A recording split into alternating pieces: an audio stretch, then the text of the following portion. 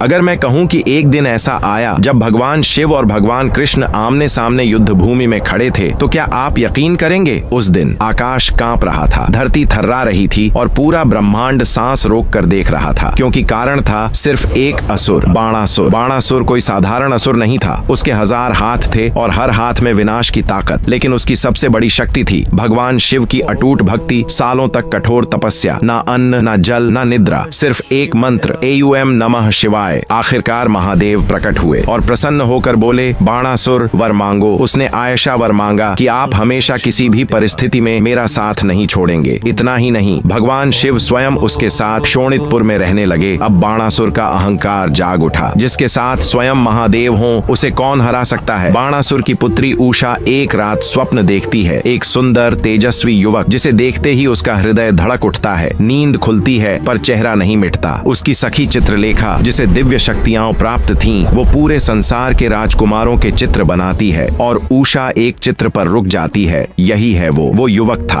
अनिरुद्ध, श्री कृष्ण के पौत्र प्रद्युम्न के पुत्र। चित्रलेखा योग बल से अनिरुद्ध को द्वारका से उठा लाती है। प्रेम, विश्वास और विधि के साथ उषा और अनिरुद्ध का गंधर्व विवाह हो जाता है। लेकिन सुख ज्यादा देर नहीं टिकत। जैसे ही बाणासुर को पता चलता है उसकी बेटी ने यादव वंश में विवाह कर लिया है, उसका क्रोध भड़क उठता है और वह अनिरुद्ध को लोहे की जंजीरों में बांध देता है। वो गर्जना करता है, मैं शिव भक्त हूँ, कृष्ण भी मेरा कुछ नहीं बिगाड़ सकते। द्वारका में समाचार पहुँचता है, अनिरुद्ध बंदी बना लिए गए हैं। श्री कृष्ण की आंखों में अग्नि जल उठती है। बलराम, प्रद्युम्न और यादव सेना तैयार होती है। शोणितपुर पर हमला होता है। असुर सेना टूटने लगती है। अपने भक्त की रक्षा के लिए महादेव स्वयं रणभूमि में उतर आते हैं। अब दृश्य देखो, एक ओर महाकाल, दूसरी ओर योगेश्वर कृष्ण देवता घबरा उठे। अगर ये युद्ध चला तो सृष्टि नष्ट हो जाएगी। त्रिशूल गरजता है, सुदर्शन चक्र चमकता है, हर वार से आकाश फटने लगता है, धरती हिल जाती है, पूरा ब्रह्मांड स्तब्ध था। कृष्ण समझ गए ये युद्ध समाधान नहीं, विनाश है। उन्होंने योग निद्रा का प्रयोग किया। महादेव क्षण भर के लिए शांत हो गए। अब श्री कृष्ण सीधे बाणासुर की ओर बढ़े। कृष्ण ने अपनी आंखों में क्रोध भरकर सुदर्शन चक्र उठाया और एक ही घुमाव में बाणासुर की हजारों भुजाएं कट कट कर धरती पर गिरने लगी। जैसे जैसे हाथ गिरते गए वैसे वैसे उसका घमंड चूर चूर होता गया। बाणासुर कराह उठा। तभी महादेव प्रकट हुए और बोले, हे कृष्ण, यह दोषी है पर मेरा भक्त है, इसका वध मत करो। कृष्ण मुस्कुराए, बाणासुर की 4 भुजाएं छोड़ दी और उसे जीवन दान दिया। उषा और अनिरुद्ध का राजसी विवाह हुआ और बाणासुर ने जीवन भर शिव भक्ति और विनम्रता का मार्ग अपनाया। भक्ति सबसे बड़ा कवच है, अहंकार सबसे बड़ा शत्रु। और याद रखो, शिव और कृष्ण अलग नहीं, एक ही सत्य के 2 रूप हैं। शिव जी और कृष्ण जी के लिए लाइक, कमेंट, सब्सक्राइब करें।